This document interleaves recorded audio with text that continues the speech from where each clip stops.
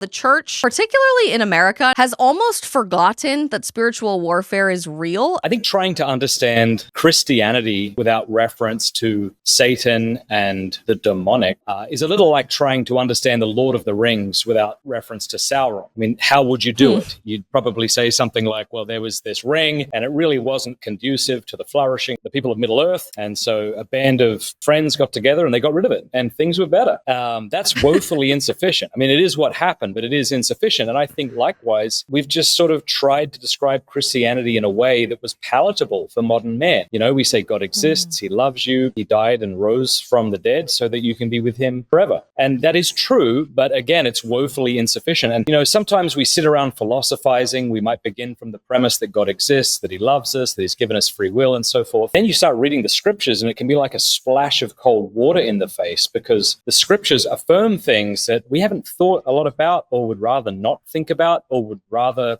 weren't true, like the existence of hell and that it's possible that people go there and the devil. So why haven't we talked about it? I don't know. I think maybe we just haven't been fully invested in living our Christian faith. We haven't been striving to be saints. Maybe instead we've been striving to be nice and have been more interested in other people not making fun of us for our Christian beliefs. And so we bend over backwards to show why they can accept it without supernatural faith. Increasingly, as people have turned away from God, there's this growing recognition that there are other forces in the world. And Christianity has a lot to say about that. The Second Vatican Council said when God is forgotten, man himself becomes unintelligible. And as somebody said, this is the horror of modern man because he comes from nothing and ends in nothing. He is nothing. And so I think we all find ourselves within the story of life, sort of unaware of how to navigate it. And without God's revelation to guide us and to teach us why we exist and what we are for, we just seek any narrative to try to make sense of our lives, you know?